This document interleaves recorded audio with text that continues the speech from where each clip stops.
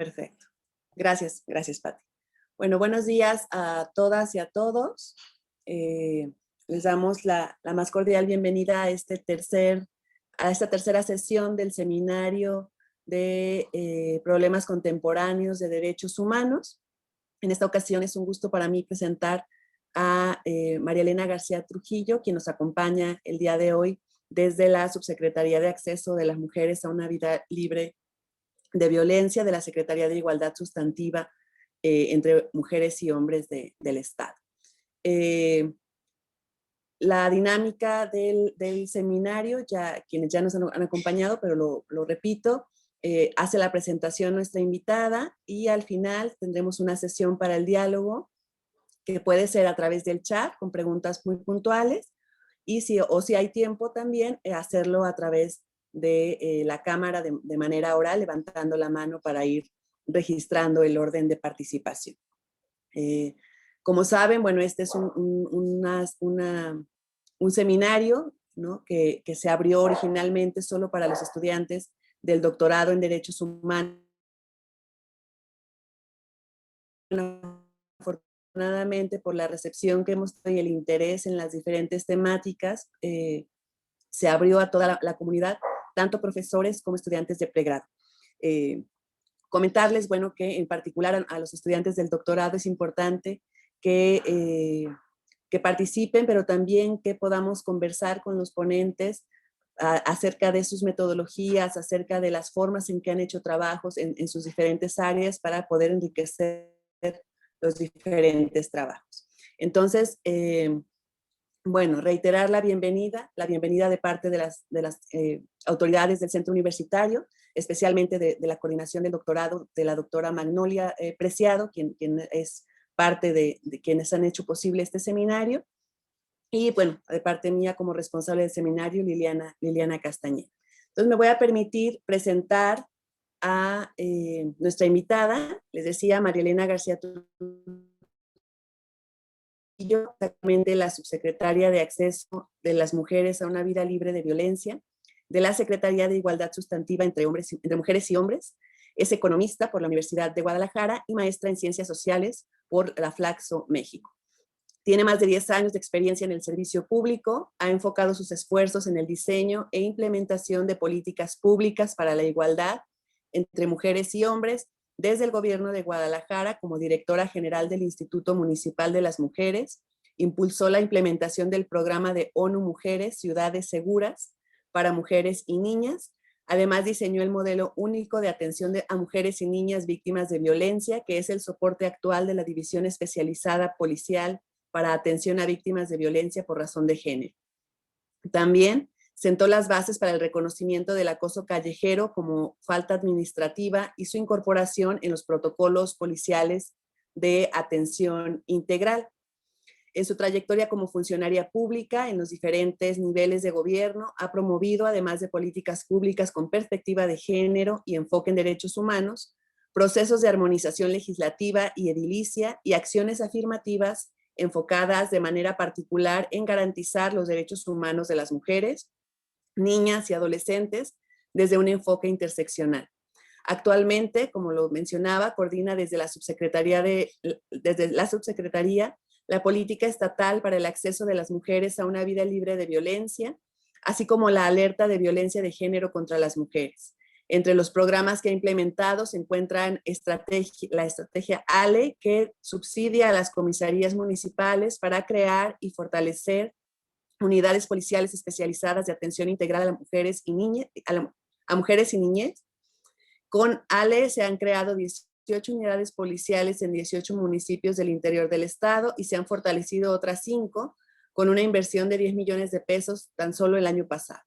Coordina también el programa Barrios de Paz, que permite generar estrategias preventivas en los municipios millones en 2020. Entonces, como vemos,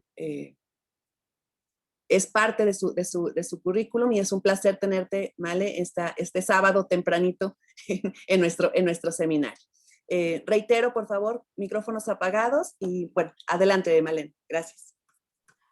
Muchísimas gracias, Liliana. Muchas gracias a ti, a la coordinación del doctorado, a la Universidad de Guadalajara también, que es mi casa, y pues siempre me da mucho gusto volver, ¿no?, al terruño. Y más, si existe, más con la posibilidad de poder, si de algo sirve, compartir la experiencia, pues digo, que me ha dejado sí la vida académica, pero particularmente estos últimos años en el servicio público, ¿no? En el diseño e implementación de políticas públicas. Pues digo, ya para entrar en materia, voy a compartirles mi pantalla para iniciar con los trabajos. Antes de cualquier cosa, a ver, perfecto, pues se ve bien, ¿verdad? Antes de cualquier cosa, pues me gustaría platicarles por qué decidí, ¿sí? Me gustaría platicarles por qué decidí nombrar así a la intervención que voy a tener el día de hoy con ustedes, ¿no? Y le nombro la pandemia de la violencia de género contra las mujeres, precisamente haciendo una alusión a la pandemia por COVID-19, pues, que hemos vivido en el último año, ya casi año y medio, y pues que hemos identificado el impacto que ha tenido en la vida de las personas alrededor del mundo y el impacto que ha tenido también en el ejercicio de los derechos humanos yo creo que de todas y todos nosotros, ¿no? Como ustedes saben, una pandemia se refiere a esta enfermedad epidémica que se extiende a muchos países y que ataca a gran parte o todas y todas las personas de estos países. Esto sucede igual que con la pandemia por COVID, con la pandemia relacionada con la violencia de género contra las mujeres. Importante señalar aquí que cuando estoy haciendo esta analogía con la pandemia por COVID-19, no estoy involucrando el hecho de que las personas que son víctimas de violencia o las personas que ejerzan esta violencia tengan algún tipo de enfermedad psicoemocional o mental.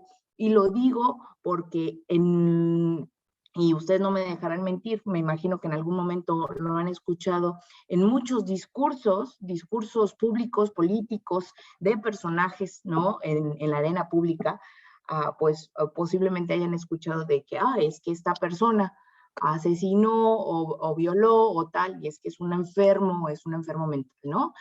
Lo hago yo precisamente para identificar el impacto que tiene la violencia de género contra las mujeres en todas las latitudes, ¿no?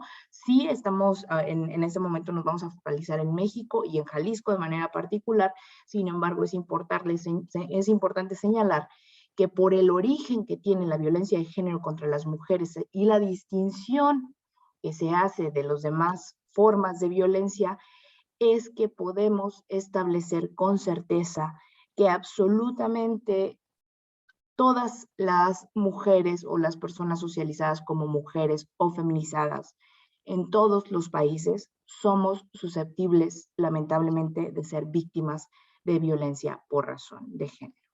Habiendo dicho eso, me gustaría primero, antes de entrar como en la parte más conceptual, platicarles un poco del contexto actual de la violencia de género contra las mujeres. Pues digo, hasta hace un par de años, las cifras a nivel global nacional nos decían que todos los días estaban siendo asesinadas alrededor de 9 mujeres. De manera lamentable, en estos últimos 2 años, en 2019 y 2020, este índice se incrementó y actualmente estamos hablando de que absolutamente todos los días, todo el tiempo, están asesinando a 11 mujeres. Cuando nos vamos a los diferentes tipos y modalidades de violencia, si bien la violencia extrema del feminicidio, la violencia feminicida es la más extrema, los diferentes tipos y modalidades también nos pueden vislumbrar un camino de cómo se está comportando esta problemática. Y así sucede, por ejemplo, con la violencia sexual. De acuerdo también con cifras establecidas por el Instituto Nacional de las Mujeres y por ONU Mujeres, en México cada 4 minutos una mujer o una niña es violada.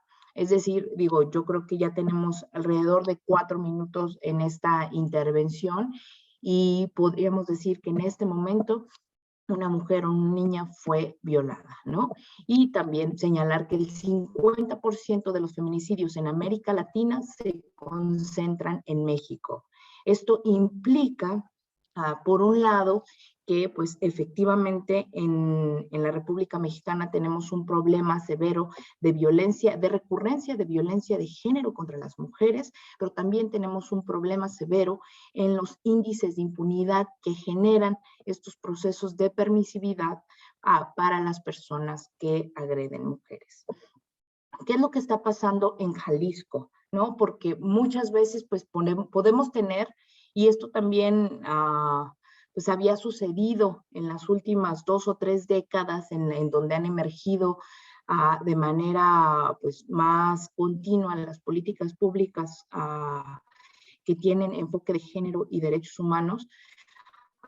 Teníamos datos regularmente de lo que sucedía a nivel internacional, a nivel nacional, ¿no? Sin embargo, el registro de datos a nivel subnacional, estatal y local, pues ha sido todo un reto generarlos en los últimos años. Afortunadamente, digo, en Jalisco hemos estado trabajando en los últimos años para poder generar esta sistematización de datos y lo más importante, con estos datos, tener un norte de cómo diseñar, implementar y monitorear las políticas públicas.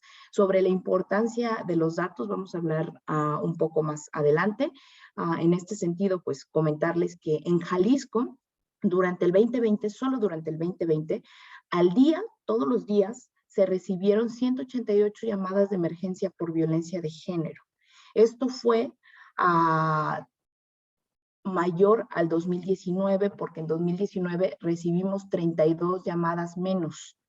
Es decir, creció alrededor de un 10% las llamadas de emergencia. También, cada día, 6 niños y niñas denunciaron ser abusados sexualmente.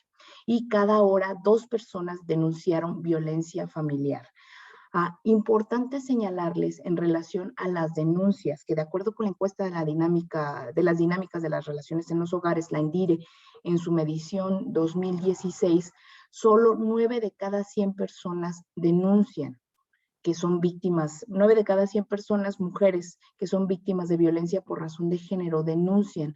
Entonces estaríamos señalando que estas niñas y niños y estas 2 personas que denunciaron violencia familiar forman parte de estas 9 personas. Sin embargo, hay 91 personas más que no están denunciando. Es decir, la cifra negra en materia de atención y denuncias es altísima.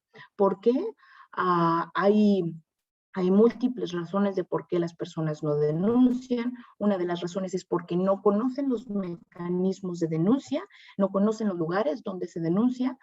Otra de las razones, y que es muy recurrente, es porque de manera desafortunada han identificado en ellas mismas o en historias de conocidas, pues que es un suplicio ir a las agencias del Ministerio Público, que hay procesos de revictimización constante y de violación nuevamente a sus derechos humanos, y por eso es que deciden no denunciar, ¿no? Y pues otra de las razones es por el miedo que genera precisamente el impacto de la violencia de género en sus vidas.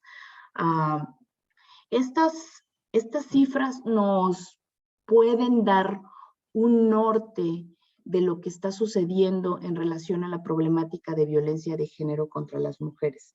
En muchas ocasiones nos han preguntado, y es muy recurrente esta pregunta, de por qué la violencia de género contra las mujeres es un problema público, por qué está en la agenda pública, y por qué no la violencia contra los hombres. Las cifras hablan por sí solas. Los hombres también sufren violencia en razón de su género. Sin embargo, si hacemos un análisis estadístico, por ejemplo, de las denuncias recibidas por violencia familiar, del grueso del universo de las denuncias recibidas por violencia familiar, el 93% de las denuncias fueron levantadas por mujeres, es decir, la víctima es mujer, y el 7% son hombres. Entonces, precisamente por eso es que la violencia de género contra las mujeres es un problema de orden público, ¿no? Y pues ahorita vamos a ver cómo es que se generaron las condiciones institucionales para que la violencia de género fuera un problema de orden público y fuera una violación a los derechos humanos. Antes de entrar en esto, pues a mí me gustaría enviar una reflexión a todas y todos ustedes. Digo, son compañeras y compañeros estudiantes de doctorado, es decir, deben ahí, digo, y no es por meterme en las edades y para nada, pero es importante. Deben andar rondando los 40 años, hay compañeros de licenciatura, hay compañeras, ¿no?, que deben andar rondando los 20 años. Y lo digo esto porque es importante en el caso de todos los derechos humanos, pero particularmente de los derechos humanos de las mujeres, adolescentes y niñas, es necesario historizarlos, es decir, identificar cómo es que los derechos humanos de las mujeres, adolescentes y niñas, pues nos han costado muchísimo trabajo conquistarlos. De manera lamentable, pues no ha bastado la acotación, la implementación en diferentes tratados internacionales, ¿no? Sin embargo, esto ha implicado pues una lucha constante por la conquista de nuestros derechos humanos. No es materia de esta intervención, pero yo espero que ustedes conozcan, pero si no conocen, pues que se echen un clavado a la historia de las diferentes olas del movimiento feminista y el movimiento amplio de mujeres, porque eso nos va a permitir historizar la evolución de los derechos humanos de las mujeres, ¿no? En un primer momento, por allá de los años de la Ilustración, la Revolución Francesa, pues se empezaron a vislumbrar estos nuevos hitos para la lucha por la igualdad entre mujeres y hombres, ¿no? Y se identificó, por ejemplo, en los tiempos de la Ilustración, que el tema de pues la libertad, la igualdad, perdón, y la fraternidad, pues eran un asunto de hombres y no de mujeres, ¿no? Y esto generó la primera ola del feminismo. La segunda ola del feminismo es la ola que se decanta por la lucha por el derecho a la ciudadanía, y pues aquí es donde emergen las sufragistas y todo el movimiento sufragista a nivel mundial, y sucede dentro de los 1850 a 1950, ya por ahí de 1950, la mayor parte de los países en el mundo reconocían a las mujeres como ciudadanas plenas. Antes de eso, ¿no? Es decir,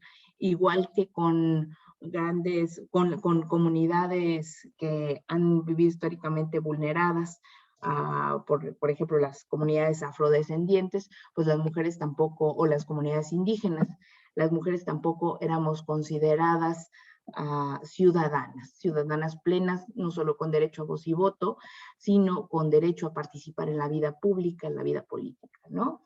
Después de esta ola, después de la segunda ola, viene la tercera ola, y con esto vengo con esta frase: lo personal es político. Es una frase de Kate Millett, de su libro Política Sexual. Acompaña la generación que antecede Simone de Beauvoir con su libro El segundo sexo, y digo, todo esto es importante para señalarles que en este momento histórico, por ahí de los 1950 en adelante, es que se pueden identificar que existen muchas luchas que no se habían dado para garantizar los derechos humanos de todas las mujeres que se encontraban en la casa, que se encontraban en lo privado, ¿no?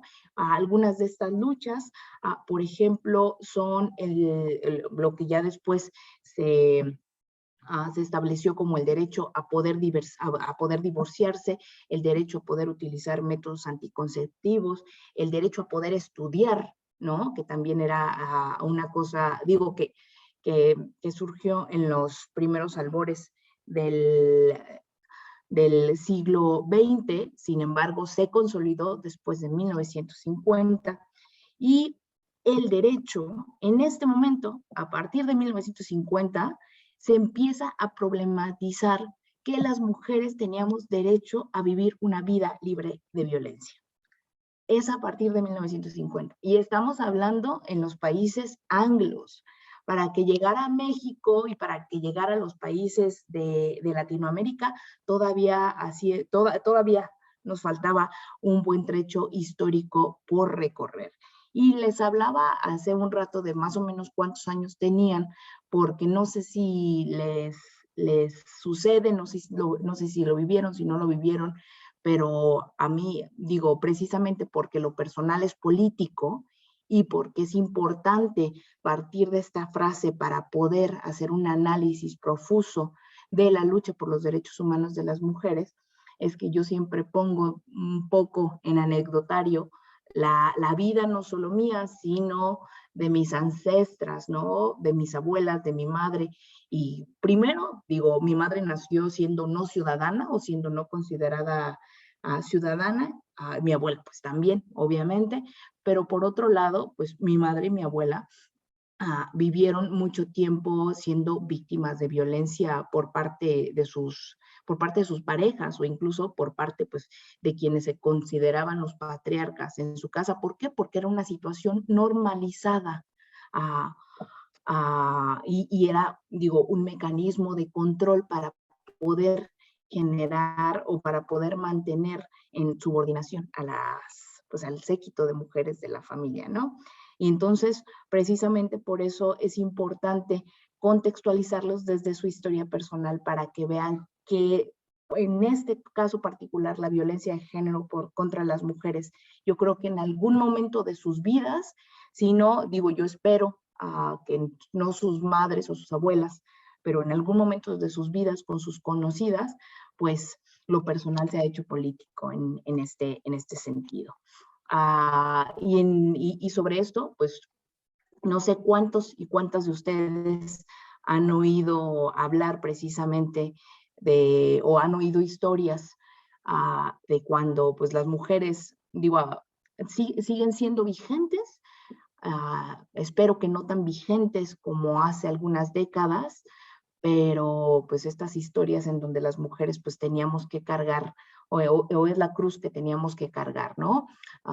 En mujeres que se casaban y pues era muy común que pues eran víctimas de violencia, iban a pedir apoyo a las casas de sus mamás y sus papás y pues les decían, pues es que no puedo hacer nada, él ya es tu esposo y entonces pues tienes que aguantar, ¿no? Es la cruz que tienes que cargar. En este sentido, y a diferencia de otros tipos y manifestaciones de violencia, la violencia sistémica que ven en las calles, la violencia de género contra las mujeres, a diferencia de otras formas de violencia, es un fenómeno social que se encuentra anclado en los diferentes ámbitos de nuestra sociedad, materializa y reproduce el orden social que permite relaciones desiguales de poder entre mujeres y hombres. La violencia de género contra las mujeres tiene la base fundante de la desigualdad por razón de género. Es decir, y ustedes posiblemente, conocen, han identificado que las mujeres y los hombres hemos sido socializados y socializadas de manera diferenciada a lo largo de nuestra vida y desde las diferentes tecnologías y dispositivos sociales, ¿no? Llámense sociales y normativos, llámense escuela, trabajo, iglesia, leyes escritas y no escritas, ¿no? Y eso ha generado, yo siempre lo pongo como una suerte de programación. Nos programaron para ser o para responder a un estereotipo de género, ¿no? Está el estereotipo del hombre, ser fuerte, fornido y formal, ¿no? Violento, tener la característica de proveedor de la casa. Y totalmente, vamos, la otra cara de la moneda, y totalmente dispar, pues la mujer tiene que ser subordinada, tiene que presentarse como débil, su espacio reinante es el espacio privado, etc. Entiendo, digo, ahí me imagino que va a haber algunas personas en esta audiencia que van a decir, no, pues es que esas son cosas del pasado, eso ya no existe, ¿no? Así en algún momento pues fue útil, pero en eso ya no, ya las dos, ya todas las personas trabajan, ya es muy rara que la mujer que se quede en casa y demás. Sin embargo, sí, a mí sí me gustaría, digo, y insisto, tampoco no es materia de esta sesión del seminario, pero sí me gustaría que pudiésemos hacer desde nuestros ámbitos más privados un análisis a conciencia de cuáles pueden ser acciones, actitudes, comportamientos que pueden estar reproduciendo los estereotipos de género, ¿no? Es muy común, digo, y es así como que a la vuelta de la esquina, por ejemplo, señalar que efectivamente las mujeres estamos trabajando, las mujeres estamos en espacios en algunas ocasiones de toma de decisión. Sin embargo, también es muy común que cuando lleguemos a la casa tengamos que hacer dobles o triples jornadas laborales, ¿no? Porque pues si tenemos hijos, entonces pues hay que mantener todavía pues este proceso de cuidado y reproducción de los hijos, ¿no? Entonces, digo, nada más para que quede ahí como una suerte de reflexión y que ustedes puedan observar en su cotidianeidad cómo es que les impactan o qué tanto les impactan en este momento, en el siglo XXI, los estereotipos de género y cómo impactan a sus relaciones con las otras personas. En este sentido, pues como les comentaba, de manera lamentable, todas las personas socializadas como mujeres o feminizadas somos susceptibles de vivir alguna manifestación de este tipo de violencia, de la violencia por razón de género, durante nuestra vida y en los múltiples espacios. Es decir, digo, hay un análisis que les recomiendo muchísimo, es un análisis de la Asociación Civil Intersecta. El informe se llama Las dos guerras, es un informe en las dos guerras, en donde habla precisamente de que en algún momento, ya que se empezó a problematizar la violencia contra las mujeres, en algún momento se pensó a la casa como el área más peligrosa para las mujeres y niñas. Sin embargo, y por el comportamiento coyuntural también de la violencia sistemática en la actualidad, y a partir precisamente de la política pública relacionada con la militarización del país, ¿no? Que surge con Felipe Calderón a raíz por ahí de 2007 y se permanece en los demás sexenios, hemos identificado que los espacios de seguridad de las mujeres se han reducido. Es decir, ya, vamos, si la casa antes no era un espacio de seguridad, ahorita tampoco la calle, tampoco la escuela, tampoco el trabajo, ¿no? Es decir, en todos los espacios las mujeres estamos siendo susceptibles de ser víctimas de violencia, precisamente por lo que les comentaba, ¿no? Porque la violencia por razón de género no es un acto pulsionar como pues regularmente conocen o han identificado esta pulsión violenta de hacer daño al otro, sino que está anclado, enquistado a las relaciones desiguales de poder, ¿no? Y más que ser un acto funcional, es un mensaje, es un mecanismo comunicativo que funciona en dos vías. Por un lado, como manifestación de poder hacia a la otra persona, hacia la otredad, hacia la mujer, pero por otro lado también para reproducir y mantener el orden social, ¿no? Les recomiendo, por ejemplo, a Rita Segato. Rita Segato es una académica uruguaya que ha hablado y que, vamos, que ha escrito y es excepcional muchísimo sobre la violencia de género contra las mujeres y sobre las tecnologías y las estructuras elementales de la violencia de género contra las mujeres. Y ella habla precisamente de las diferentes manifestaciones de la violencia y señala que una de estas manifestaciones es, se utiliza como un mecanismo coercitivo, un mecanismo moralizante, en donde los hombres utilizan la herramienta de la violencia para poder moralizar a las mujeres que salen del patrón determinado de esta mujer que tiene que vestirse de manera decente, esta mujer que tiene que estar en su casa, esta mujer que no tiene que estar caminando a deshoras de la noche, ¿no? Y pues estos son patrones moralizantes y de coerción, ¿no? Pues habiendo señalado esto, me pasaría a lo que señala la Ley General de Acceso de las Mujeres a una Vida Libre de Violencia y a las implicaciones que tiene la violencia de género contra las mujeres al observarse y analizarse como un mecanismo, como una violación grave a los derechos humanos. De acuerdo con la Ley General de Acceso de las Mujeres a una Vida Libre de Violencia, la violencia contra las mujeres es cualquier acción u omisión basada en su género, que cause daño o sufrimiento psicológico, físico, patrimonial, económico, sexual o la muerte de las mujeres, tanto en el ámbito público como en el privado, ¿no?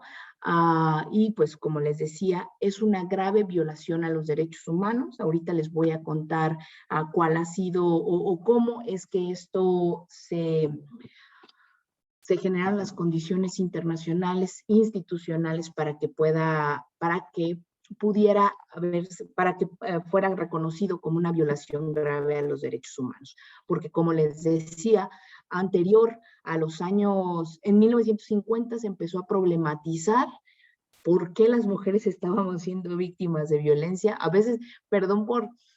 Me resulta ininteligible, ¿no? El hecho de que en algún momento pudiera haber estado normalizado la posibilidad de que la persona con la que yo decida entablar una relación sexoafectiva tiene el derecho de hacerme daño y de violentarme. O la persona, un desconocido en la calle, tiene el derecho a violentarme. Conozco, pero a veces me resulta todavía ininteligible pensar que en algún momento histórico esto ha sido normalizado, ¿no? Entonces, como les comentaba, es una grave violación a los derechos humanos.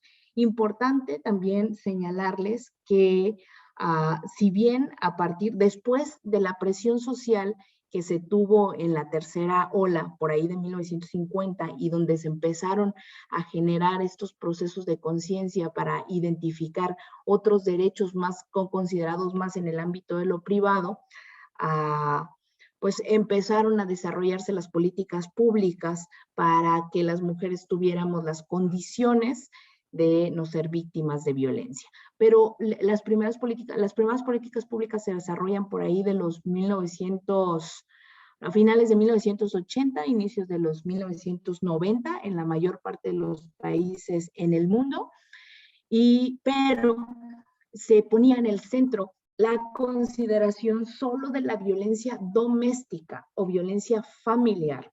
Y esto es importante señalarlo, porque si bien se había problematizado que las mujeres y las niñas eran principalmente las mayores víctimas de violencia al interior de los hogares,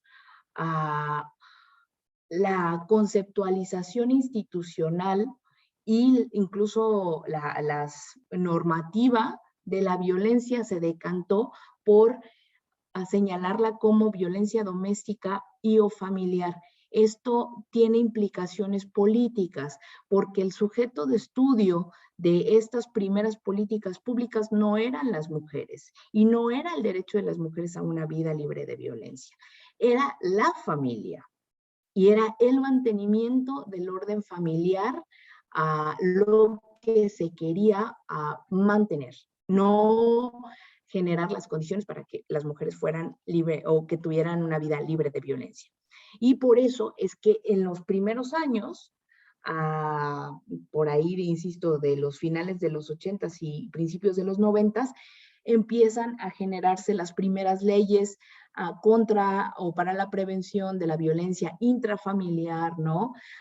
En México, por ejemplo, el primer tipo penal de violencia intrafamiliar, así le denominaron, ahorita es violencia familiar, el tipo penal, fue o se estableció en el Código Penal Federal, si no mal recuerdo, por ahí de 1997, ¿no? Pero insisto, el delito y la normativa y la política pública se centraba, o el núcleo estaba centrado en la familia y no en las mujeres.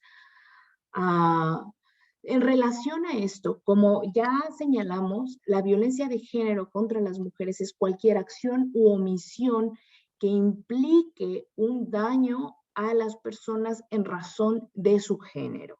Y esta violencia de género, esta problemática impacta de manera mucho más profusa a las mujeres y las niñas. Si bien el derecho de las mujeres a una vida libre de violencia ya está contemplado como derecho en los diferentes tratados internacionales, cuando una mujer es víctima de violencia, cuando se viola su derecho a una vida libre de violencia, con esta violación se están violando otros derechos. ¿Cuáles son estos? Primero, el derecho a la vida, ¿no? Sí, particularmente en los casos de muertes violentas contra mujeres y feminicidios, pero también pero también en cualquier otro tipo de manifestación de violencia de género, ¿no? Se viola el derecho a la libertad de tránsito. Muchas mujeres, cuando son víctimas de violencia en el ámbito familiar, en muchas de las ocasiones son privadas de su posibilidad de transitar libremente. Regularmente tienen que pedir permisos para salir e incluso, en los momentos más extremos, realmente están privadas de su libertad, ¿no? También, estamos hablando aquí de la trata y estamos también hablando del acoso callejero como otra de las manifestaciones de violencia de género contra las mujeres.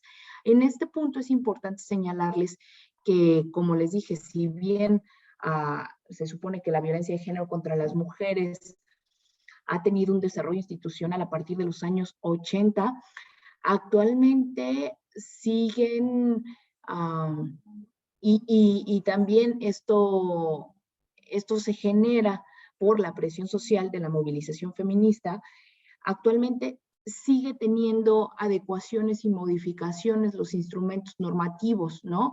Por ejemplo, el acoso callejero era también una de las violencias vedadas hasta hace poco. En 2014, con la movilización en relación al acoso callejero, movilización social que se tuvo en diferentes países para reconocerlo también como otra manifestación de la violencia, es que se incorpora en la agenda pública. Lo mismo sucedió con la violencia política por razón de género.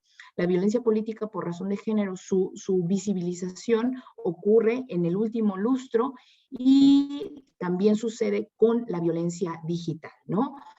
No sé si algunos de ustedes han identificado tanto el acoso callejero como la violencia política como la violencia digital han sido de las últimas reformas que han tenido la Ley General de Acceso a las Mujeres a una vida libre de violencia. Particularmente en la violencia digital, no sé si identifiquen a la Ley Olimpia.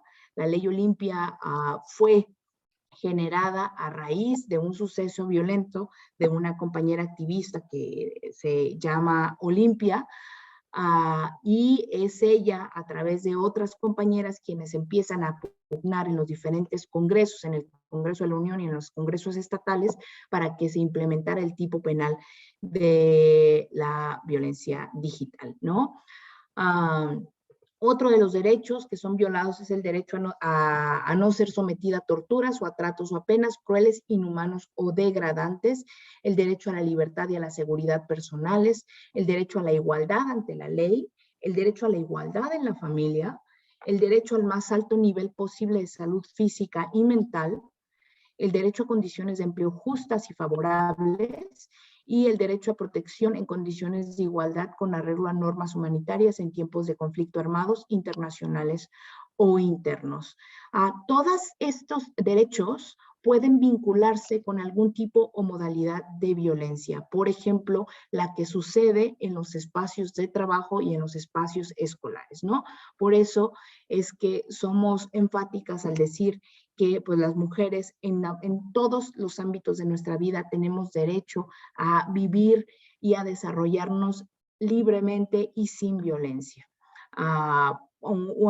Quiero hacer el énfasis en el último punto, en el derecho a protección en condiciones de igualdad con arreglo a normas humanitarias en tiempo de conflicto armado internacional o interno, y esto lo menciono precisamente por lo que les comentaba del impacto que ha tenido la política pública de la guerra contra el narcotráfico y la militarización en la violencia de género contra las mujeres. Rita Segato también refiere que en tiempos de conflicto armado, ya sea formal o informal, es lamentable, pero la violencia contra los grupos en mayor situación de vulnerabilidad, y entre ellas la violencia de género contra las mujeres, tiende a extenderse y a implementarse en vórtices mucho más crueles y ultraespecializados. Otra de las teóricas que pues, ha desarrollado muchos artículos relacionados con esos artículos y libros es Sayak Valencia, que habla precisamente del capitalismo gore y del urduino como dos conceptos que emergen en el proceso de militarización. Y lo digo porque también existen otros informes que han observado incrementos sustantivos de 2007 a la fecha, particularmente en lo que refiere a las muertes violentas de mujeres y a las violaciones. Es decir, el hecho de que exista violencia sistemática criminal entre cárteles de droga, el ejército y la sociedad genera que las mujeres, adolescentes y niñas estemos y seamos más susceptibles. Muy bien, como les he comentado en la exposición, pues aquí les hago un breve repaso de cómo ha evolucionado la violencia de género contra las mujeres. Como les decía, a finales de 1980, inicios de 1990 es que se empiezan a desarrollar las primeras políticas públicas con énfasis en la violencia familiar y doméstica, no en la vida libre de violencia para las mujeres. En 1993, y este año es clave para toda la agenda institucional en materia del acceso a las mujeres a una vida libre de violencia, se reconoce internacionalmente por primera vez en la Conferencia Mundial de las Naciones Unidas sobre Derechos Humanos, celebrada en Viena, la violencia de género contra las mujeres como una violación a los derechos humanos. Y en 1994 se designó una relatoría especial sobre violencia contra las mujeres, y el mismo año se celebra lo que denominamos un poco, la Carta Magna de los Derechos Humanos de las Mujeres es la CEDAW, la Convención para la Eliminación de todas formas de discriminación, publicada en 1979, pero en relación a la violencia de género contra las mujeres, la Convención Interamericana para Prevenir, Sancionar y Erradicar la Violencia contra la Mujer, mejor conocida como Convención Belén do Pará, es nuestra hoja de ruta internacional para poder hacer valer nuestro derecho a una vida libre de violencia. Es el tratado internacional que permite generar las condiciones institucionales y de política pública en todos los estados firmantes. Y es el soporte en derecho internacional que permite que un año después, en la plataforma de Beijing, que pues es toda, vamos, esta agenda contemporánea en materia de derechos humanos de las mujeres, y que fue celebrada en 1995 y que se revisa cada 10 años, pues el capítulo de violencia contra las mujeres fue uno de los temas centrales en la agenda pública internacional en relación a los derechos de las mujeres. Para 1997 se establece el tipo penal de violencia intrafamiliar, como les comentaba, y un año después México ratifica la Convención Belén do Pará en 1998. 4 años después de que se celebró la convención, México la ratifica. Y esto, como ustedes saben, lo obliga como Estado parte a garantizar, promover, proteger y respetar el derecho de las mujeres a una vida libre de violencia y a generar todo el engranaje institucional, presupuestal, normativo para responder a este derecho. Pues digo, de manera un poco lamentable, la historia de los derechos humanos de las mujeres es un poco lenta, y no porque las mujeres no queramos, porque estamos ahí pugnando por el avance, sino porque las estructuras de poder y normativas pues siempre presentan resistencias a esta agenda, ¿no? Y es por ello que 10 años después de la ratificación, 9 años después, en 2007 se publica pues nuestra ley, o vamos, digo, al margen de la Constitución, la más alta ley en esta materia, la Ley General de Acceso de las Mujeres a una Vida Libre de Violencia. En 2007 se publica a nivel nacional, Jalisco la publica en 2008, y pues he de decirles, digo, y desde la Secretaría hemos estado haciendo un acompañamiento profuso, pero no ha sido suficiente. He de decirles que al día de hoy, en 2021, son ya 10, 11, 13 años después, si no me fallan las cuentas, aún existen municipios del estado de Jalisco que no cuentan con su reglamento en la materia. Es decir, que no cuentan con su reglamento municipal para prevenir, atender, sancionar y erradicar la violencia de género contra las mujeres. ¿Y eso qué implicaciones tiene? Pues es que no aparece el derecho de las mujeres a una vida libre de violencia. Si no tienen reglamento, no aparece un programa que establezca la política pública, y no existen acciones, programas y proyectos para poder hacer valer este derecho. En 2009 se sentencia al Estado mexicano, permítanme, déjenme quitar esto, se sentencia al Estado mexicano por la violación a los derechos humanos de las mujeres asesinadas en Ciudad Juárez a través de la sentencia mejor conocida como Campo Algodonero. No sé si, digo, me imagino que todas y todos tenemos como el contexto de lo que sucedió por los años 90 y principios de los 2000 en Ciudad Juárez, ¿no? Y la violencia sistemática por razón de género, violencia feminicida. Y es a raíz precisamente de esta sentencia y de la circunstancia que estaba viviendo Ciudad Juárez que se empiezan a sentar las bases para reconocer al tipo penal de feminicidio. Antes de eso, pues obviamente no era conocido, y ustedes recordarán, y más que recordar, sigue siendo recurrente, que hay muchos medios de comunicación que cuando cubren una nota en relación a una muerte violenta de mujer o una muerte violenta de mujer en donde pudiese haber estado involucrado alguna pareja sexoafectiva, todavía hablan de crímenes pasionales, ¿no? Digo, antes era mucho más recurrente, era así de, un crimen pasional en tal, un crimen pasional en tal. ¿Y qué implicaciones tiene nombrarlo como crimen pasional? Pues se le elimina toda la carga institucional, porque se establece como un problema privado. fue un crimen pasional, entonces no nos importa para poder generar o para poder dar acceso a la justicia a las víctimas, ¿no? Precisamente por eso es que era necesario hacer esta vuelta de tuerca.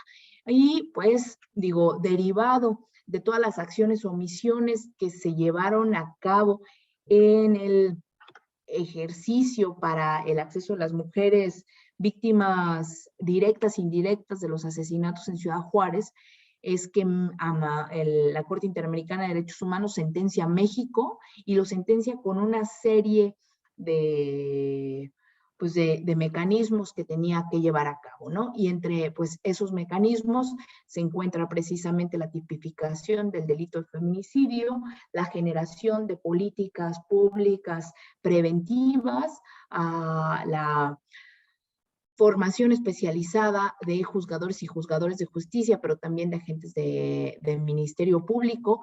Y una de las políticas públicas más relevantes es la política pública relacionada con los centros de justicia para las mujeres, que surge a raíz de esta sentencia. No sé si ustedes conozcan, pero existe a nivel nacional una institución que se denomina Centros de Justicia para las Mujeres, que concentra o que tiene como objetivo a concentrar absolutamente todos los servicios que requiere una mujer que ha sido víctima de violencia, y esto con el afán de que no pueda estar en el suplicio de ir a una institución, a otra institución, a otra institución, a otra institución, y que sea revictimizada en todas las instituciones. Es decir, que pueda ella tener todas las condiciones para acceder a la justicia y a una reparación del daño plena. Es una de las políticas públicas que surge por esta sentencia. Como les comentaba, en 2011 se establece la reforma al artículo 1 constitucional, que pues en esa ustedes saben que es un hito, vamos, en la legislación y en la norma a nivel nacional, ¿no? En 2012 se establece el tipo penal de feminicidio a nivel federal y también estatal, en el caso del estado de Jalisco. En el 2014, ya en el 2007, importante, Marcela Lagarde, que es una teórica feminista buenísima, muy recomendable también, pues estuvo como legisladora y fue una de las principales promotoras de la Ley General de Acceso a las Mujeres a una Vida Libre de Violencia, que a diferencia de las leyes para la prevención de la violencia familiar o intrafamiliar, la ley general ponía en el centro a la vida de las mujeres, no al orden familiar. Y esto es, insisto, también totalmente paradigmático. Y en esta Ley General de Acceso a las Mujeres se establece la alerta de violencia de género contra las mujeres como un mecanismo emergente para erradicar, disminuir y erradicar la violencia feminicida, ¿no? Y para 2014, de 2007, pues a 2014, 7 años, se empezaron a declarar las primeras alertas de violencia de género contra las mujeres por los altos índices de violencia feminicida. Las primeras alertas declaradas son Morelos, Estado de México y Chiapas en 2014. Actualmente existen 15 alertas de violencia de género contra las mujeres declaradas y Jalisco la tiene declarada desde noviembre de 2018. Jalisco es un estado sui generis porque tiene declaradas 2 alertas, porque su ley estatal lo permite. Tiene declarada la alerta federal que se soporta en la Ley General de Acceso, pero también tiene declarada la alerta en su modalidad estatal y que fue declarada incluso antes que la federal. Fue declarada en febrero de 2016 por el gobierno del estado de Jalisco. Importante señalarlos que las alertas de violencia de género contra las mujeres son o se precisaron como un mecanismo de respuesta emergente ante los altos índices de violencia feminicida. Y Marcela Lagarde, cuando lo pensó, y lo refiere en varios de sus conversatorios, ella pensaba como en un mecanismo homólogo a las alertas meteorológicas.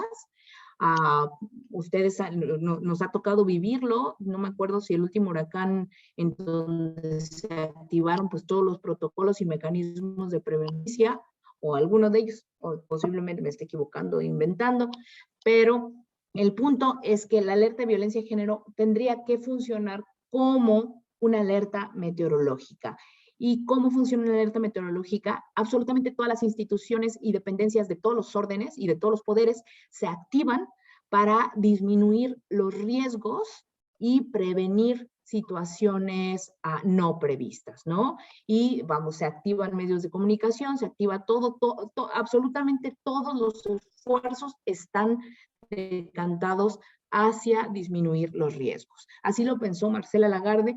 De manera lamentable, pues sí ha sido todo un tema, particularmente en la metodología de evaluación y seguimiento de las alertas de violencia de género contra las mujeres y la generación de mecanismos homologados para tanto activarlas como darle seguimiento y desactivarlas, pues sí ha tenido bastantes complicaciones, precisamente porque pues hay una ausencia de esta metodología, ¿no?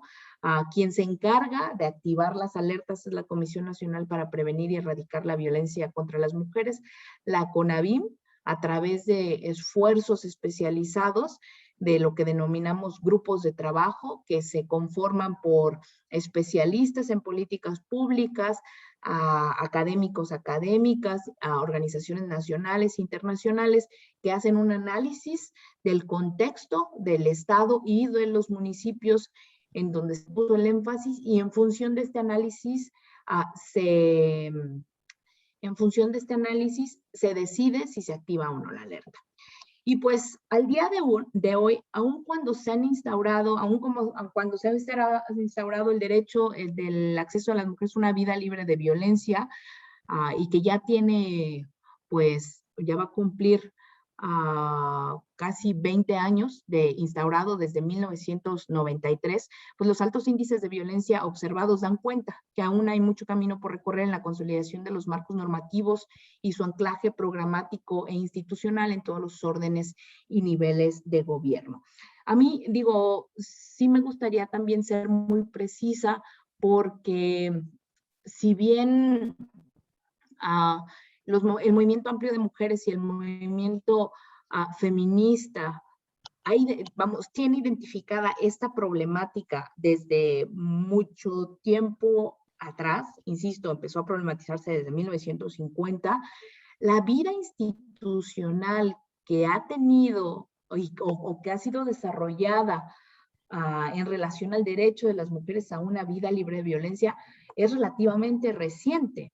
Es decir, estamos hablando de que apenas en 1993 a nivel internacional se instalan las condiciones para poder hacer exigible este derecho, y pues en México es apenas, digo, en 2007 cuando tenemos una ley general de acceso a las mujeres a una vida libre de violencia, ¿no? Y esta ley pues nos abre el abanico para, porque establece la observancia general, nos abre el abanico para que absolutamente todas las autoridades de todos los niveles y órdenes de gobierno tengan que, y aquí, permítanme, tengan que, y esto ustedes lo saben precisamente por la caracterización que tiene un derecho humano, todas las autoridades deben velar por el cumplimiento del derecho de las mujeres y niñas a una vida libre de violencia, y tienen que promover, respetar, garantizar y proteger este derecho, ¿no? Sin embargo, como les comentaba, es un derecho conquistado muy recientemente. Digo, es lamentable, pero es así. Es igual que, digo, y estamos, por ejemplo, en la carrera por el derecho de las mujeres a decidir sobre su cuerpo, igual el derecho de las mujeres a una vida libre de violencia es un derecho muy reciente, y es un derecho que todavía no se ejerce y de manera plena. ¿Por qué? Porque, como les comentaba también, hay todavía muchas áreas de oportunidad, por no decir deficiencias, en el engranaje institucional para responder a la exigencia que hoy por hoy nos da la problemática. y por ello es que a través de las de políticas públicas efectivas, eficientes, con dinerito, con presupuesto, porque también esto ha sido el quiz del asunto, y con base en el enfoque de género y de los derechos humanos, es que se tienen que generar estos mecanismos institucionales, programáticos, normativos, para poder hacer efectivo el derecho de las mujeres a una vida libre de violencia, de todas las mujeres que habitan y transitan el país y particularmente el estado de Jalisco, porque en todas las mujeres también hay implica un apartado aparte. ¿Por qué? Porque muchas veces las políticas públicas se diseñan desde un contexto específico, desde un espacio específico y con una visión de la realidad específica que no responde a las realidades diferenciadas de todas las mujeres.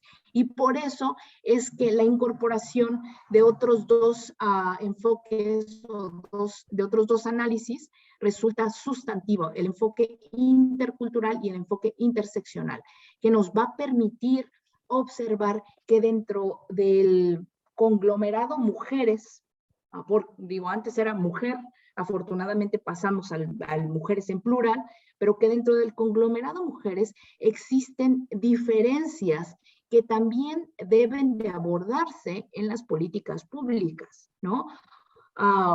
Por poner un ejemplo, hay una diferencia sustancial en cómo se atiende a una mujer que ha sido víctima de violencia cuando es, por ejemplo, una mujer universitaria de clase media que tiene acceso a servicios, a internet, versus una mujer de pueblos de un pueblo originario, una mujer birrárica que vive en la sierra a 8 horas de la cabecera municipal en donde están los servicios de atención, ¿no?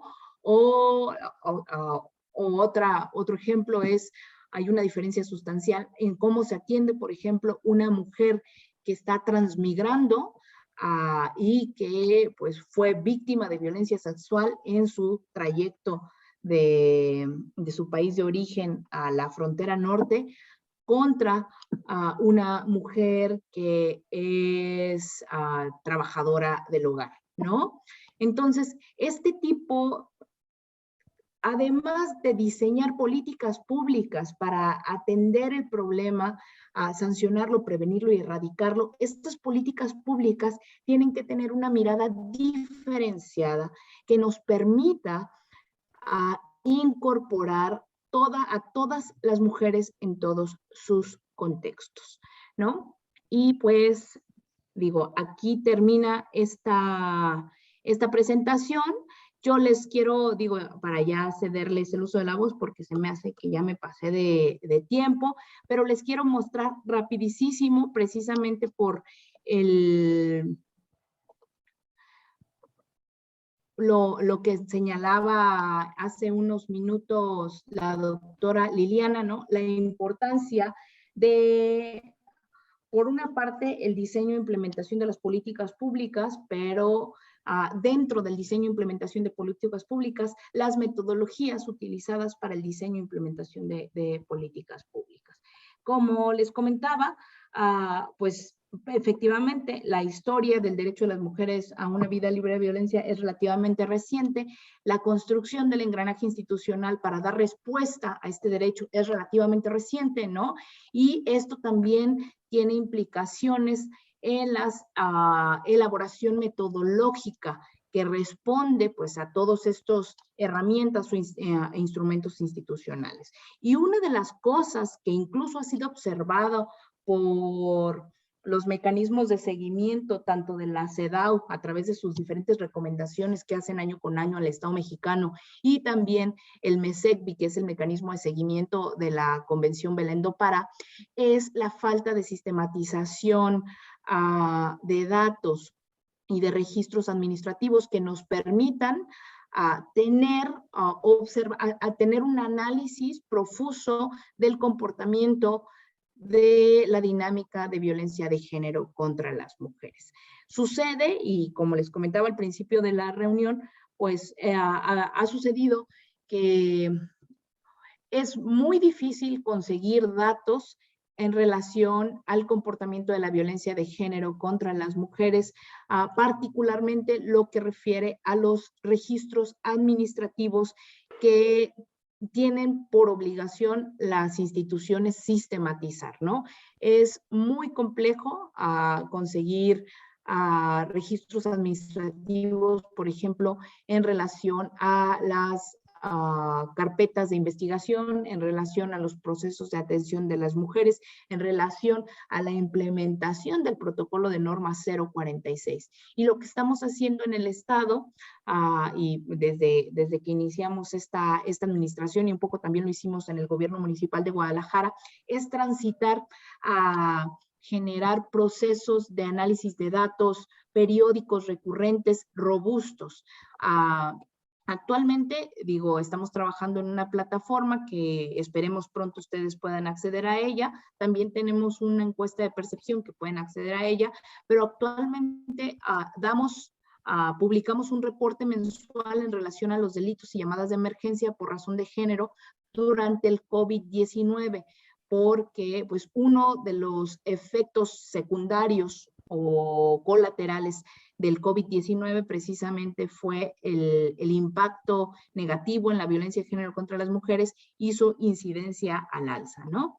En este reporte, rapidísimo, lo voy a pasar para ya callarme y darles la palabra, van a poder encontrar el comportamiento semanal de las denuncias por violencia familiar, desagregado por las denuncias en el área metropolitana de Guadalajara, Puerto Vallarta y en el interior del estado, sin contemplar Puerto Vallarta, ¿no?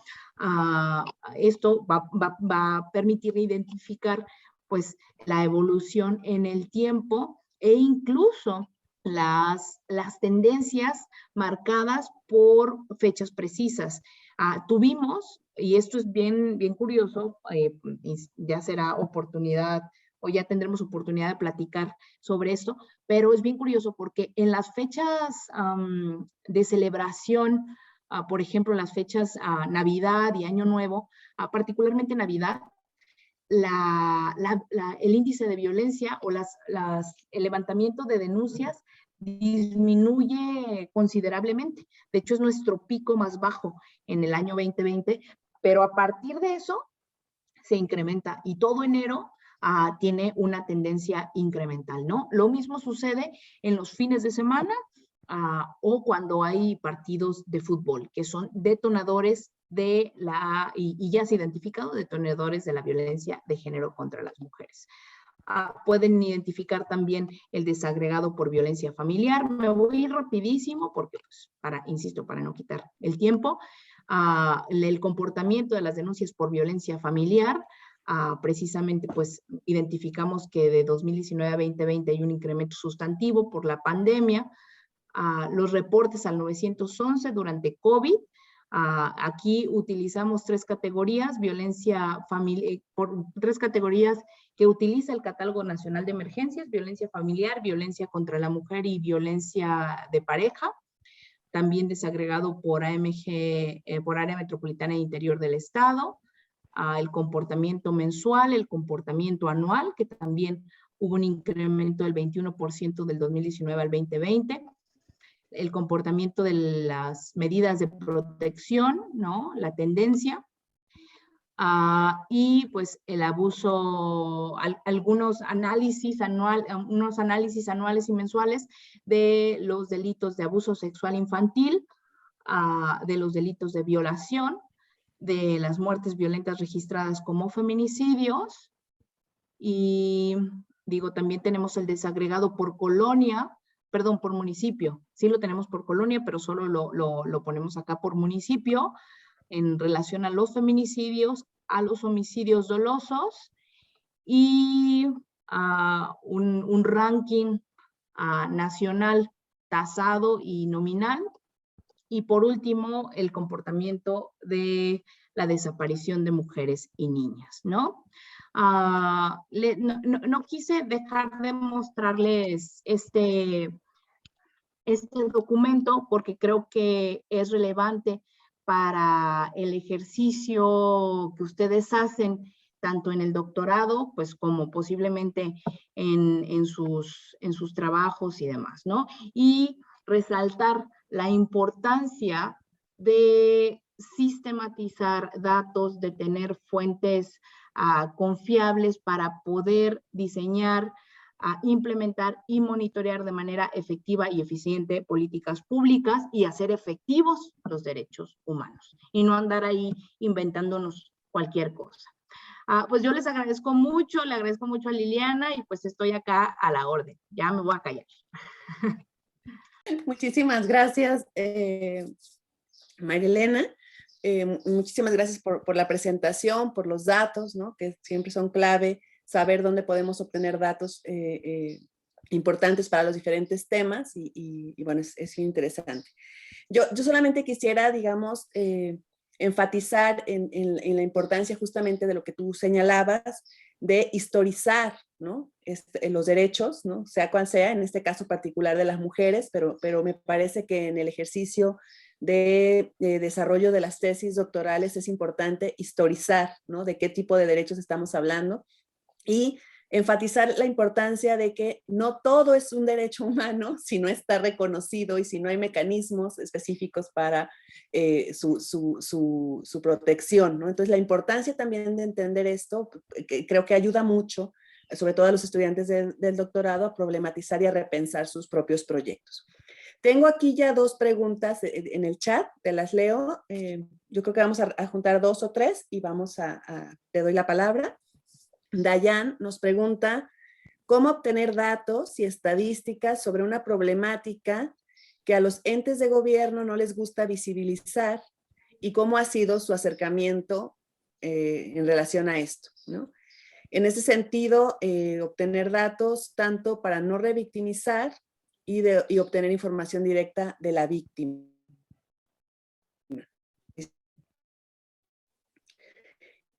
Y la segunda pregunta es de Patti, también del doctorado, y nos dice, ¿cuáles son los obstáculos o dificultades que se presentan al aterrizar los resultados de una investigación para transformarlas a las políticas públicas?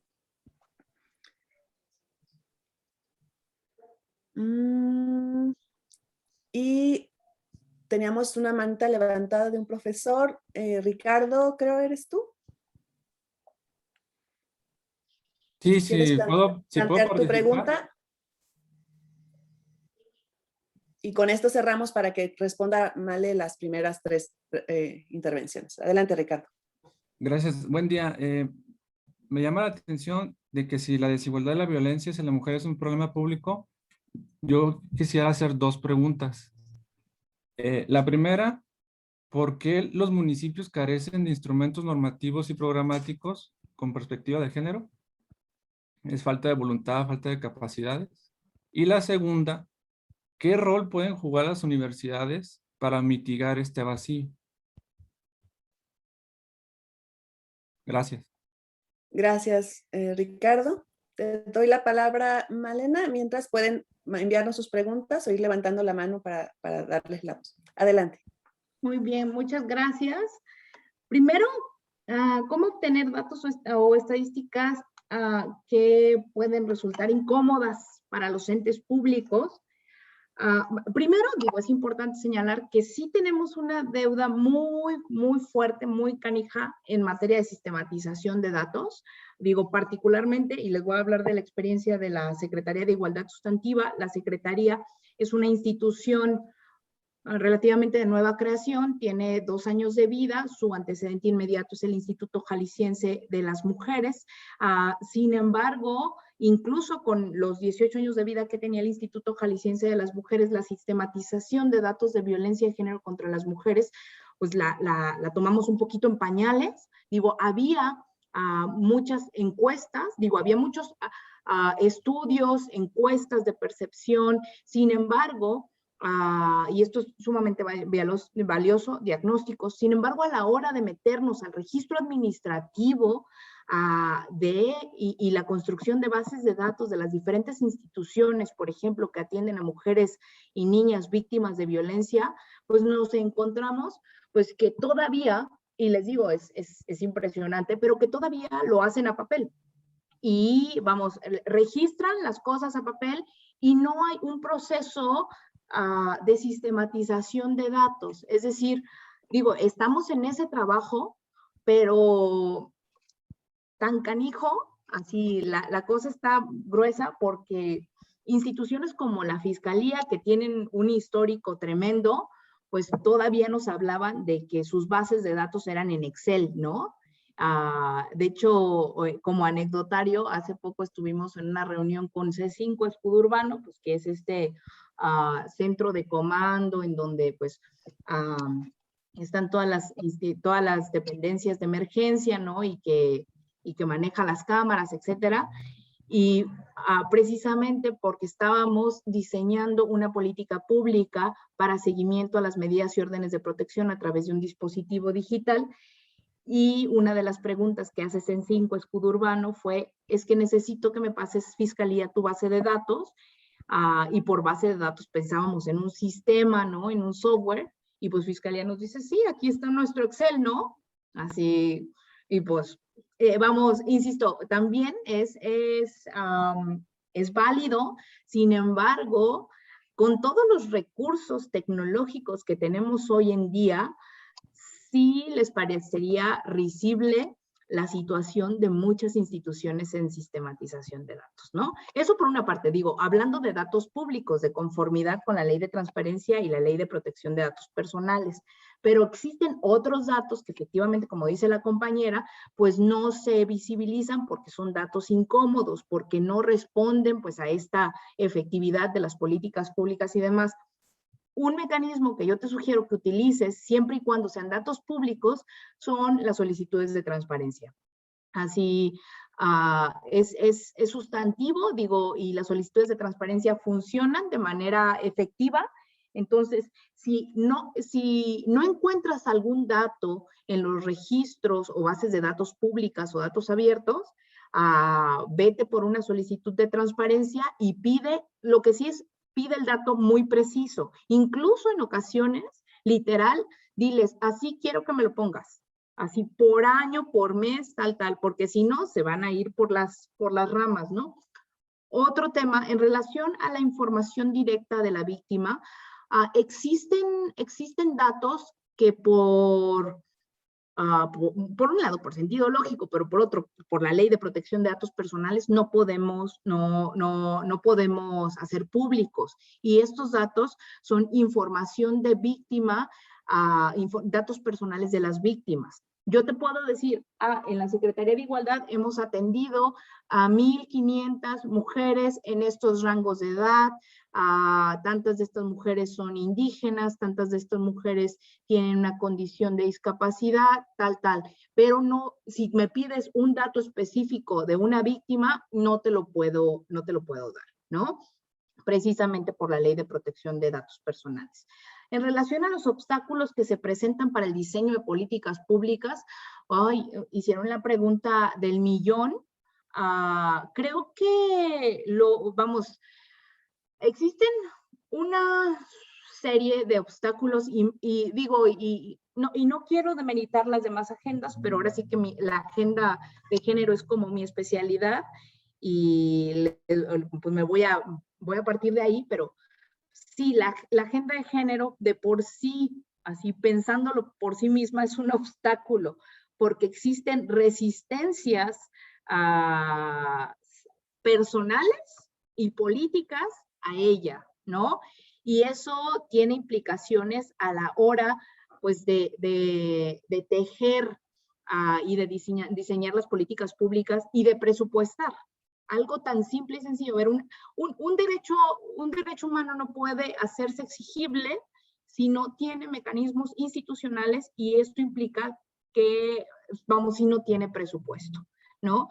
Y pues un poco, digo, ahorita ya llevamos varias batallas ganadas, pero anterior era un tema que pudiésemos etiquetar recursos para la agenda de género. ¿Por qué? Porque era una agenda que no se consideraba prioritaria en la agenda pública, ¿no? Todo era prioritario antes de la agenda de género, las obras públicas, la salud en general, la seguridad, pero la agenda de género, la seguridad de las mujeres, pues no era prioritario, y entonces, pues ahí, y de hecho sigue sucediendo, muchos municipios lo hacen, es así de que ahí pues hay que cumplir con la recomendación en materia de derechos humanos que nos aventó la Comisión Estatal y poner una oficina y que le ponemos que se llame Instituto Municipal de las Mujeres, pero pero la titular gana menos que los demás titulares. Le ponemos una computadora, le ponemos una mesa y ya tenemos un Instituto Municipal de las Mujeres, ¿no? Con 0 pesos y con incidencia también 0.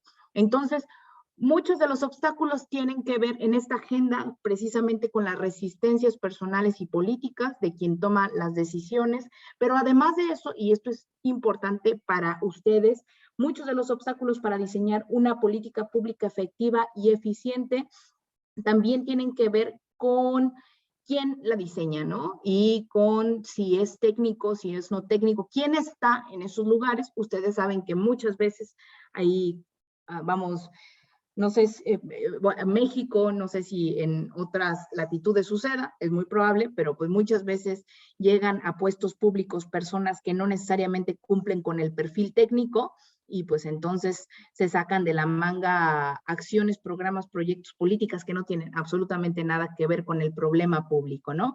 Es decir, también otro de los obstáculos son las deficiencias técnicas a la hora de definir un problema público, a la hora de delinearlo, de identificar sus efectos, sus consecuencias, literal, de hacer un marco lógico del problema público un poco, ¿no? ¿Por qué los municipios carecen de mecanismos? Digo, yo creo que ya respondí un poco, precisamente por la falta de importancia, falta de voluntad política, digo, también porque pues hay muchos municipios que no tienen capacidad institucional y que, insisto, prefieren decantarse por otros problemas más urgentes, que ellos consideran más urgentes, y precisamente por eso, y esto responde también otra de las preguntas, es que una de las políticas públicas que hemos llevado a cabo en la Secretaría de Igualdad Sustantiva, identificando pues que los municipios tienen pocas herramientas, desde los recursos humanos, materiales, presupuestales, para llevar a cabo la política pública de acceso a las mujeres a una vida libre de violencia, pues es que les estamos dotando de recursos, que digo, buscamos que sean muy precisos las metas, le estamos dotando de recursos para que generen esta institucionalidad, ¿no? Para que, digo, en el caso, por ejemplo, de Estrategia ALE, que es uno de los programas de los que les hablaba, y le respondía también en el chat, habla de un ejemplo de política pública. Estrategia ALE es un ejemplo de política pública que está direccionada a la vertiente de sanción de la política para el acceso a las mujeres a una vida libre de violencia, y lo que busca es fortalecer a las comisarías a través de sus unidades especializadas policiales para atención a mujeres. ¿Esto por qué surge? No sé si ustedes, yo creo que sí se van a acordar, porque fue una noticia local muy fuerte del feminicidio que sucedió en Casa Jalisco en abril del 2019, donde pues lamentablemente es asesinada una mujer que tenía una medida de protección, y que tenía por lo menos en el último, y esto lo pueden observar en la recomendación derivada de este asesinato, tenía por lo menos en los últimos 2 meses, de su vida, 4 ampliaciones de denuncias. Digo, ya había tenido otras denuncias, pero en los últimos 2 meses había tenido que ir a ampliar 4 veces. Digo, esto, y es una de las cosas que estamos tratando de que no nos vuelva a suceder. No les, digo, de manera ilógica, casi que pienso, no les prendió los focos rojos a los agentes del Ministerio Público para que algo grave estaba sucediendo ahí, ¿no? Y para que pudiera generarse otro mecanismo de protección mucho más robusto hacia él. Pero en fin, este hecho y otros hechos, pero este hecho, por paradigmático que fue, pues nos permitió identificar que las medidas y órdenes de protección no estaban siendo efectivas. ¿Y por qué no estaban siendo efectivas? Porque los policías, las comisarías nos señalaban que no tenían mecanismos para responder al seguimiento de las medidas y órdenes de protección. Por eso es que desde la Secretaría generamos Estrategia ALE para poderle dar oxígeno a las comisarías. Esa es la lógica de hacer efectivo un derecho, el derecho a la protección integral y a la seguridad de las mujeres. ¿Cuál es el problema público? ¿Qué está pasando? ¿Dónde se centra? ¿Y cómo podemos solucionar? ¿No? Y el rol que juegan las universidades, por último, es sustantivo y creo que, siempre ha sido sustantivo, pero sí creo que en este punto, igual que con los movimientos sociales, con esta última cuarta ola del feminismo y el movimiento amplio de mujeres, las universidades tendrían que, y las instituciones tendríamos que involucrarlas de manera mucho más profusa, sí en el diseño e implementación de la política pública, pero yo considero central en el monitoreo y evaluación del impacto de la política pública, que es una de las patas flojas siempre a la hora de las políticas públicas. Diseñamos, implementamos, pero no nos alcanza el tiempo para monitorear y evaluar su impacto, ¿no? Y eso no permite poder estar calibrando el efecto de la política pública. Pues digo, yo espero haber respondido estas tres primeras. Gracias. Bueno, te felicitan acá por el iPad, por tu brillante exposición. Nos dicen, es un análisis muy valioso de la situación de violencia de género, la normativa, políticas públicas diseñadas para su atención, y preguntan si podrías compartirnos políticas públicas o acciones afirmativas para la atención de la violencia en la educación. Esa es como la primera. La segunda, nos pregunta cuál es el nuevo paradigma de política pública de violencia de mujeres. Bueno, no contextualiza más en relación a la pregunta. Y una última que tiene que ver con tu opinión con relación a la violencia contra las mujeres adictas, no solamente en términos institucionales, sino en el marco de esos estereotipos y expectativas de género que impuestas a las mujeres.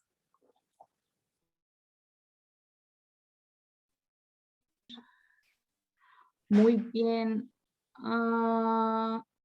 Sí, les podemos compartir diferentes acciones, programas o proyectos y políticas públicas que estamos realizando.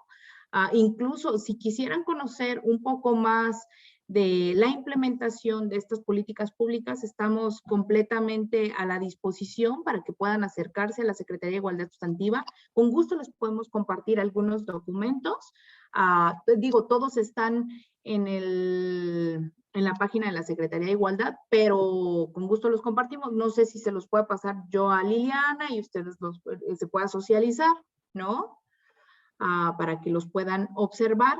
Y el nuevo paradigma de la política pública ante la violencia contra las mujeres, quiero entender un poco la pregunta. Me imagino, y quiero pensarlo así, me imagino que te refieres a precisamente cómo cambió el esquema de pensar a la violencia doméstica como un problema del ámbito privado que implicaba a todos los integrantes de la familia de manera igual y que ponía en el centro el mantenimiento del orden familiar frente precisamente a este nuevo paradigma donde la mujer, ¿no?, se pone al centro de la política pública y donde la vida de las mujeres y las niñas es la que se tiene que garantizar, proteger, promover y respetar. Digo, en este momento estamos en eso, en ese paradigma. Efectivamente, existen otras instituciones como el DIF Jalisco, que tiene dentro de sus atribuciones generar las condiciones para que las familias pervivan en situaciones amenas, pero en el caso de los mecanismos de adelanto para las mujeres y en el caso de los tratados internacionales ya anunciados, son las mujeres o las personas feminizadas. Ahí hay todo una discusión, pero eso es como para otro momento. Son las mujeres el sujeto político de la política pública. Y sobre, ¿qué opina de que la violencia contra las mujeres adictas a las drogas no es únicamente por autoridades, sino también por la sociedad? Ya, sí, digo, y es que no solo las mujeres adictas a las drogas tienen este estigma precisamente porque a nosotras nos dijeron pues que teníamos que ser sumisas, bien portadas, que no teníamos que tomar ni beber absolutamente nada, ¿no? No solo son ellas, somos todas las mujeres, todas las mujeres que salimos un tantito del molde, así de, y insisto, y aunque ustedes, que a veces incluso a mí me sucede, yo creo que a todas las compañeras también que tenemos un proceso de construcción o conciencia de género de algún ratillo, a veces también nos vemos inmersas como en estas prácticas patriarcales. Digo, a todas las personas nos sucede que pues señalamos con el dedo a mujeres, ¿no? Por ejemplo, una de las cosas que afecta que las mujeres víctimas de violación se acerquen a denunciar, digo, además de todo lo que les mencioné, es precisamente el estigma de ser una mujer violada. El hecho de que alguien más se entere que ha sido violada y que esto con las implicaciones que tiene, digo, ya no tantas en el área metropolitana, pero sí en el interior, de que, pues es que la virginidad, que ya casi, y perdón por lo vulgar, pero casi como que ya te chupó el diablo, entonces ya nadie te quiere, ¿no? Entonces, vamos, ese es el estigma que todavía las mujeres cargamos por salirnos del molde, ¿no? O incluso por exigir justicia frente a estas violaciones. Y pues sería eso, parece. Nos preguntan también acá por el chat, nada más que creo que estos vienen privados, por eso no los alcanzas a ver. Si podrías mencionar otra vez algunas de las autoras que recomendaste. Rita Segato, Sayak.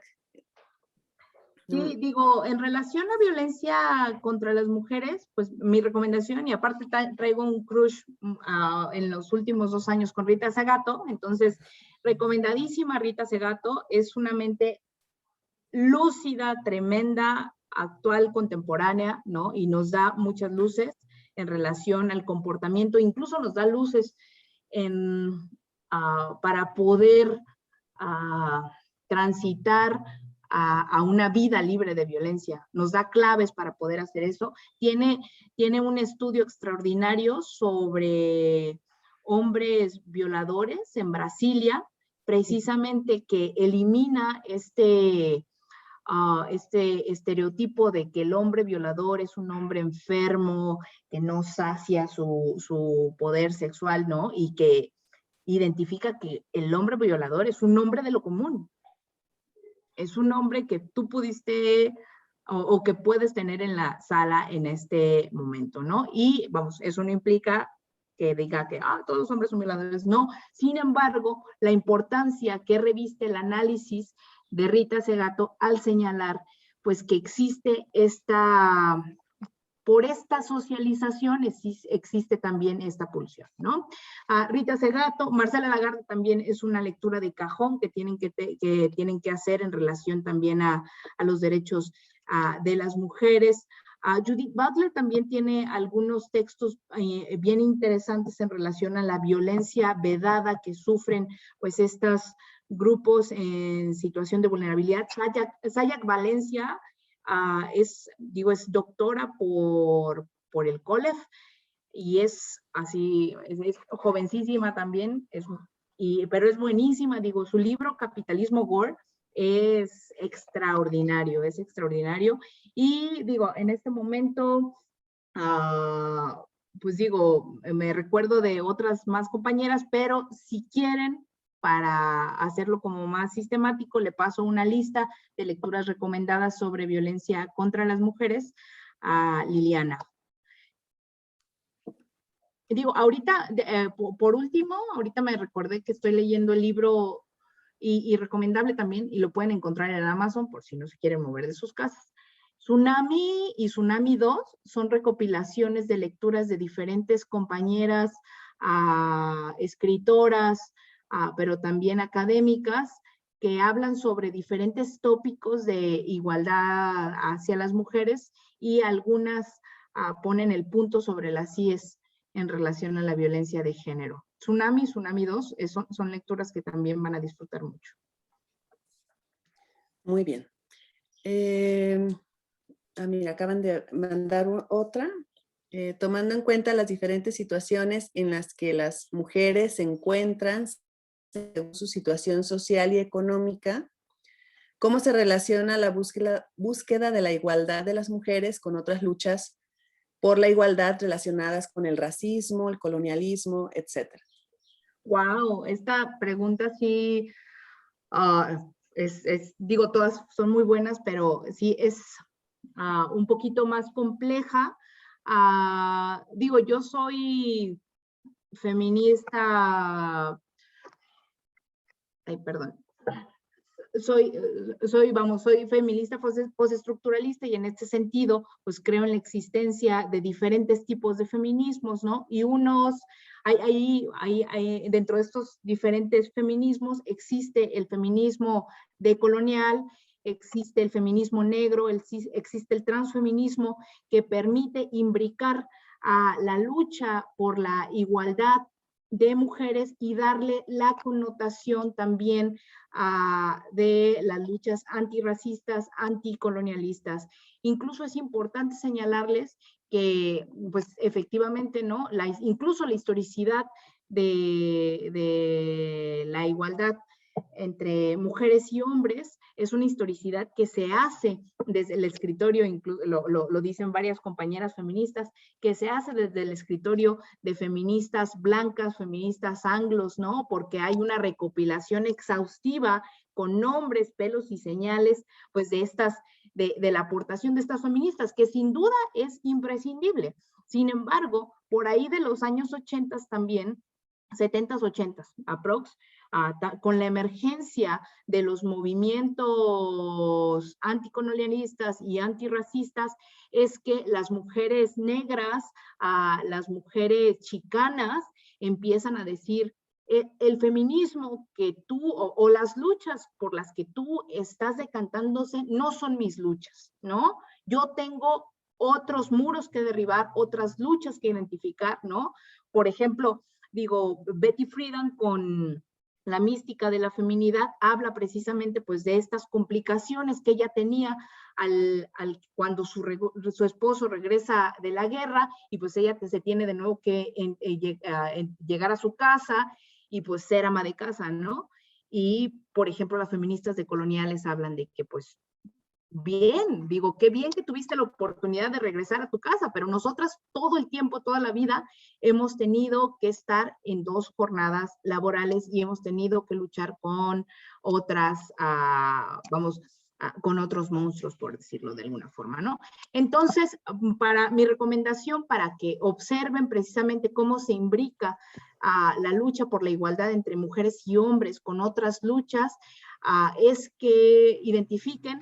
Por ejemplo, Gloria Alzandúa es una teórica chicana buenísima también, Chela Sandoval también, y pues feministas decoloniales del Abya Yala, entre las que se encuentran Francesca Gargalo, ¿no? Que ellas les van a poder explicar mucho mejor que yo cómo es que estas luchas por la igualdad antirracista y anticolonialista se imbrican con la igualdad de género. Muy bien.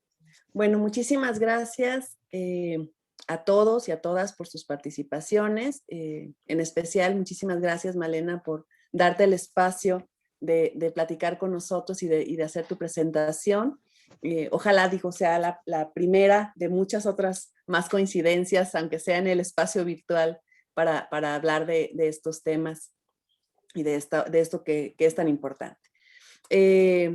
A los estudiantes del doctorado, por favor, si pueden ahorita unirse mediante el Meet para cerrar nuestra clase. A los demás les agradezco y bueno, de nuevo muchas gracias, Malena. No sé si gustes comentar algo para cerrar. Pues muchas gracias a todas y todos y pues nada más estamos a la orden. Gracias, Liliana, por la invitación, lo disfruté mucho. Muchas gracias. Gracias a ti y bueno, hasta la próxima semana. La próxima semana tenemos a la doctora Hazel Dávalos del colectivo Bordeamos por la Paz de Ciudad Juárez. Ojalá nos puedan acompañar con el tema de los derechos de las familias de desaparecidos. Bueno, muchísimas gracias y hasta la próxima. Hasta luego, Male, gracias.